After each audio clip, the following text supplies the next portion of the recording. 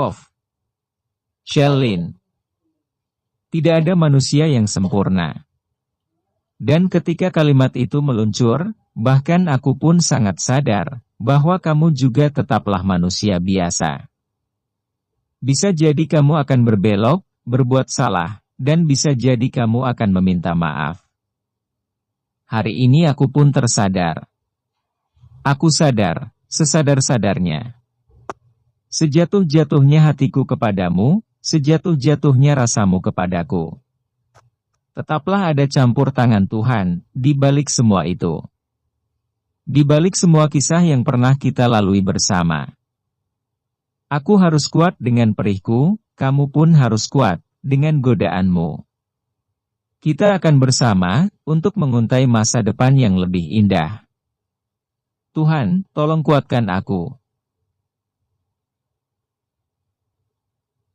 Sang ibu dari anak kecil itu bernama Tiara.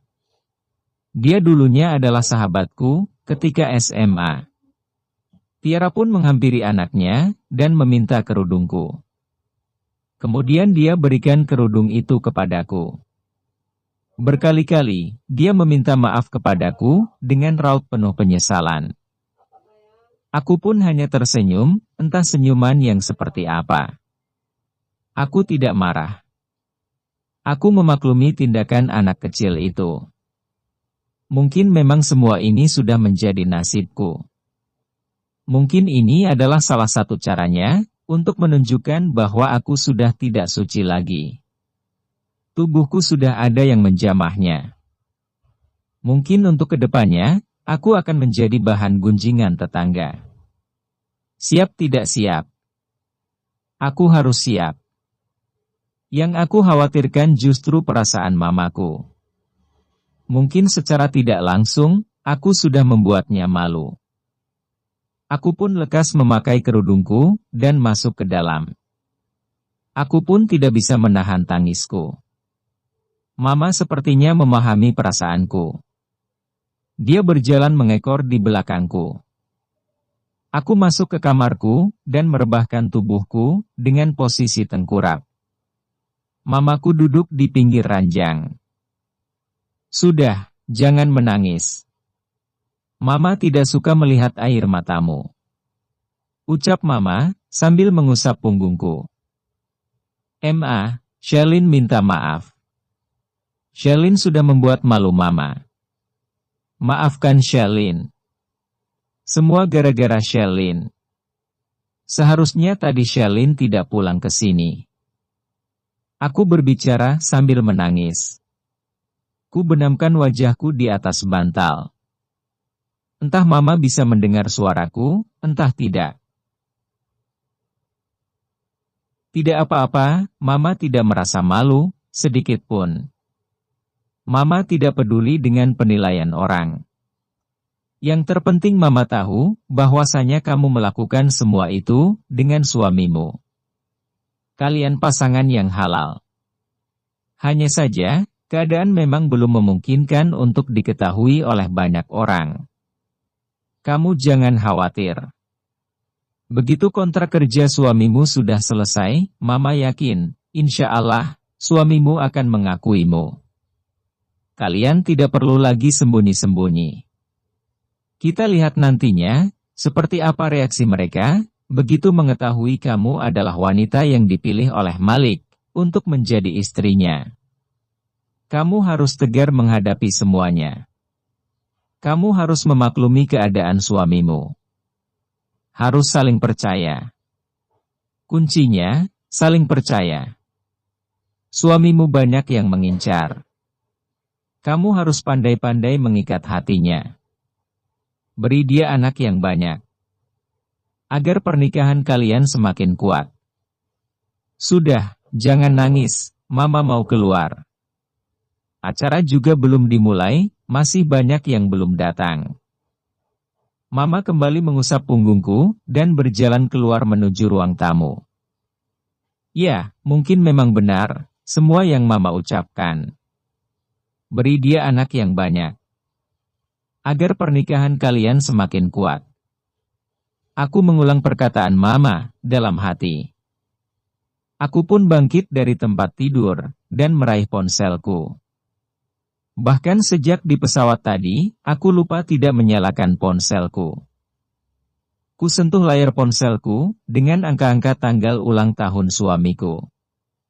Sementara, sandi ponsel suamiku, menggunakan tanggal ulang tahunku.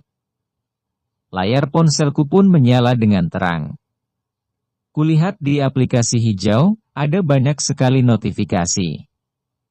Ah, ternyata suamiku sudah ratusan kali memanggilku. Apakah suamiku sedang gundah memikirkan aku? Tapi mengingat perkataan laki-laki setengah tua, rekan kerjanya Mas Malik, aku pun menjadi kesal. Jika benar apa yang dia katakan, bahwa semalam suamiku sibuk bersenang-senang dengan Lili sampai pagi, mana mungkin suamiku teringat padaku. Ah, kepalaku bertambah pusing, memikirkan semua itu. Ternyata, memiliki suami yang jago akting itu, membuat kepalaku menjadi pening. Selalu ada rasa was-was, takut dibohongi. Kulihat, ternyata suamiku sudah ratusan kali memanggilku. Ada juga banyak sekali chat yang dia kirimkan. Sayang, kamu di mana? Aku nyari ke kamar kamu gak ada.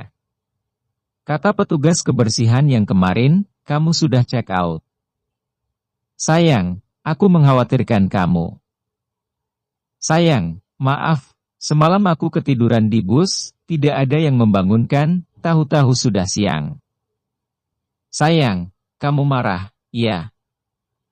Sayang, nanti kalau kamu sudah tidak marah, tolong, kabari aku, biar aku bisa tenang.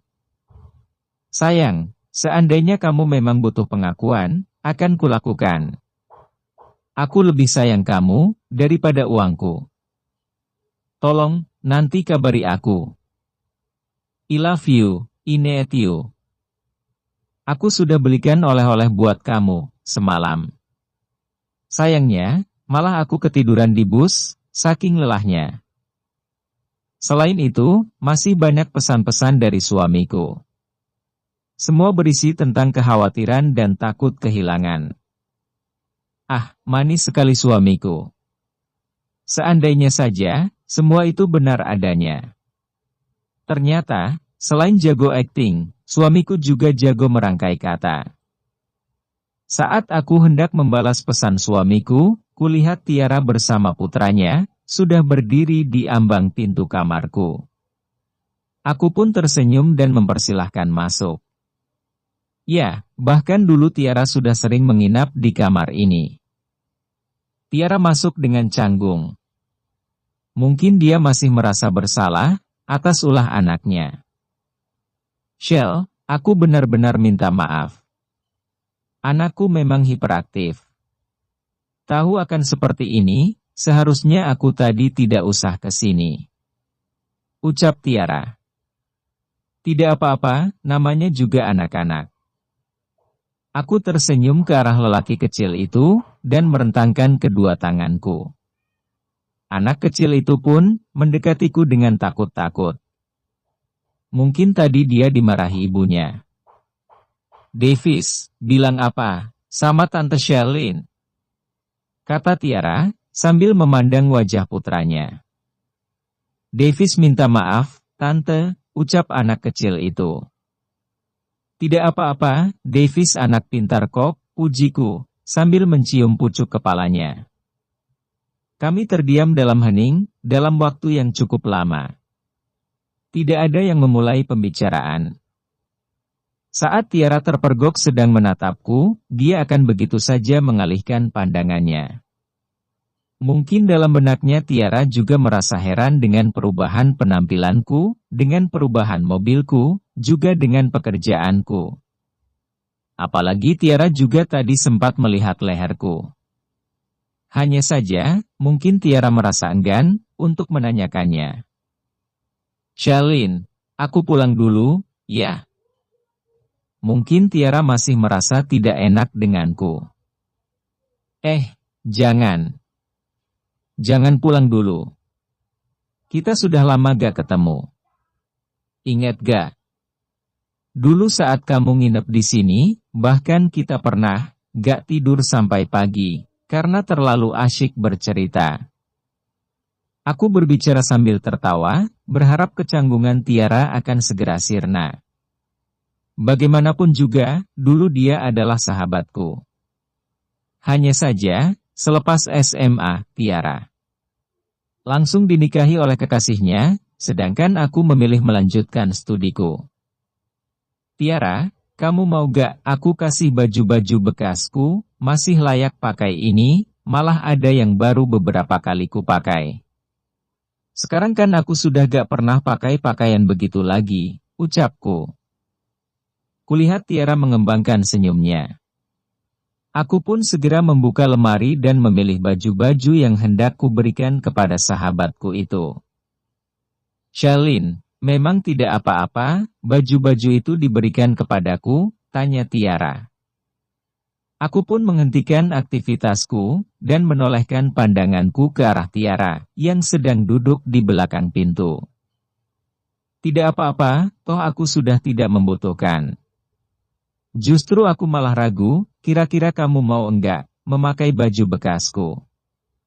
Bagaimanapun juga kan, suami kamu kerjanya juga sudah mapan, jawabku. Aku sih mau-mau saja, suamiku juga gak bakalan mempermasalahkan. Kalau boleh tahu, kenapa sekarang kamu merubah penampilan? Terus karir kamu sebagai model bagaimana? Tanya Tiara. Aku pun bingung mau menjawabnya. Aku masih terdiam memikirkan jawaban yang pas untuk sahabatku itu. Kalau kamu gak mau cerita, gak apa-apa, kok. Aku minta maaf, sudah kepo terhadap kehidupan pribadi kamu. Sekali lagi, maaf, ucap Tiara. Enggak, kok gak apa-apa. Hanya saja, sekarang aku belum siap untuk cerita sama siapapun. Maaf, ya. Ucapku sambil tersenyum. Sementara, Davis, anaknya Tiara sedang sibuk menonton TV di kamarku. Dia begitu anteng, saat kami sedang berbincang-bincang. Shell, aku percaya sama kamu. Kamu itu cewek baik-baik. Aku sudah mengenalmu sangat lama. Kamu jangan khawatir, aku tidak pernah ikut-ikutan gibahin kamu. Aku yakin, semua yang kamu lakukan itu pasti ada alasannya. Tiba-tiba saja, Tiara sudah berbicara seperti itu. Ya, benar dugaanku. Bagaimanapun juga, yang namanya bertetangga, pasti akan saling membicarakan di belakang. Wajar saja. Itu sudah menjadi hukum alam. Tugas kita hanyalah berperilaku baik, jika tidak ingin menjadi bahan gibahan. Santai saja. Tidak apa-apa, aku tidak masalah, menjadi bahan gibahan. Maaf, selama ini yang tahu benar ceritanya, memang baru mama dan papaku saja, jawabku. Charlene, itu foto pernikahan siapa? Jadi kamu diam-diam sudah menikah? Tiara berbicara dengan setengah berteriak. Jari telunjuknya menunjuk ke arah figura kecil yang terpampang tepat di meja depannya. Di mana? Di situ ada fotoku dan Mas Malik, dengan baju pengantin. Aku pun tidak kalah terkejut, mendengar teriakan Tiara. Kami sama-sama tercengang. Bersambung.